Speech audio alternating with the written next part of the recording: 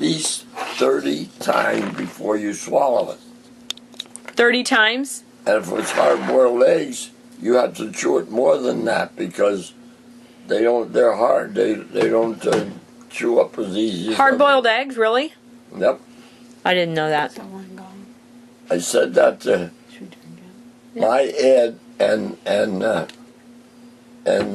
Dave's Tim and I and Dolores, and of course we were all in the same hotel. We came down to breakfast. So they ordered their breakfast. Tim ordered his breakfast, and Ed ordered his breakfast. I ordered mine. Well, I had hardly gotten started. They were all finished eating. Then they start rooting in their pockets, bringing out their whatever the hell you call them.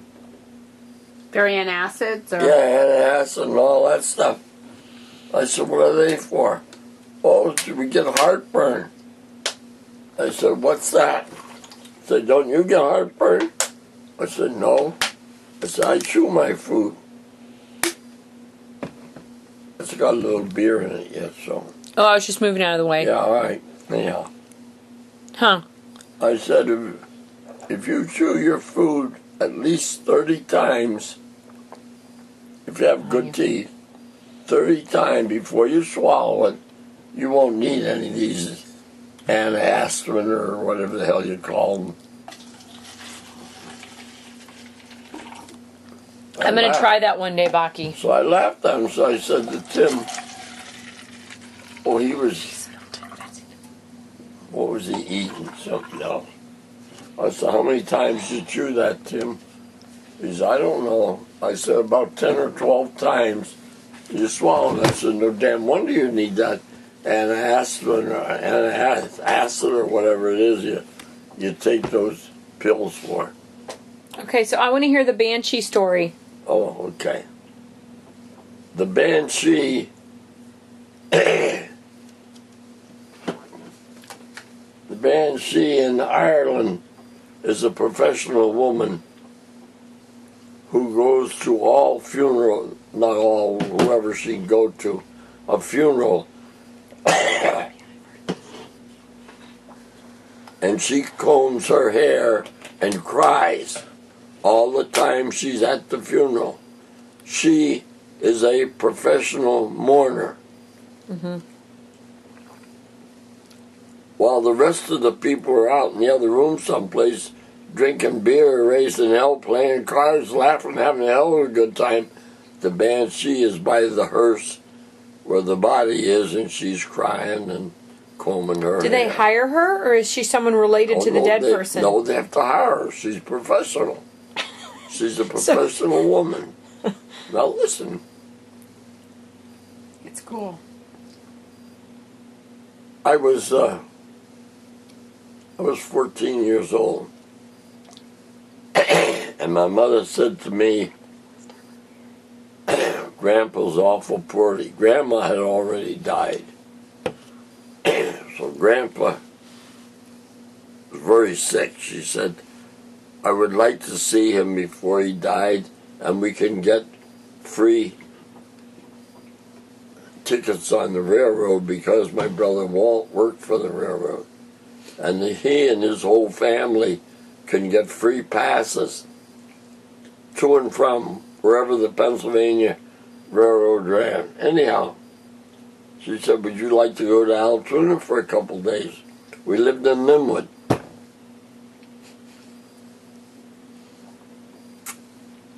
So I said, all right. So we went. And my grandpa was living in his own home, but my Aunt Chrissy and Uncle Tom Griffin had and Helen Griffin and Dick Griffin, their sons and daughter, had moved in with him. So Grandpa was upstairs in bed.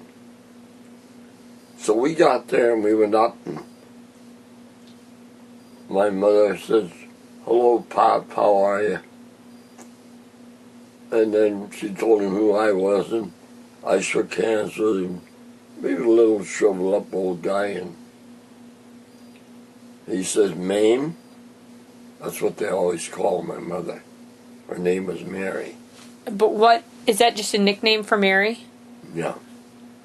He said, Mame, what do you think happened last night? She said, I have no idea, Pop. What happened? He said, the banshee was sitting on the end of my bed, combing her hair and crying. And my mother thought, oh my God, he doesn't have long to live. So, she said, oh, Pop, that was nice. So anyhow, we talked with him a while. So we went downstairs to Aunt Chrissy. She said, Chrissy, Pop doesn't have long to go.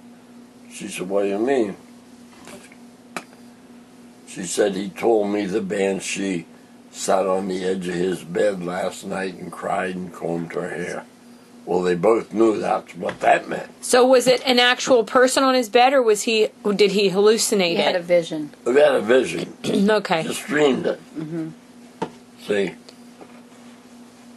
I've never heard of that, Bocky. Is that German? No, Irish is Patty's pig. Irish. Well, good Irish Lord, why is didn't we know Patty's this? pig. Oh, okay. And Aaron go bra. so they both said, well, Pop hasn't got long to live then. Well, we went home. We stayed a few days. We hardly got home and he died. And he was buried out in Mount Calvary Cemetery.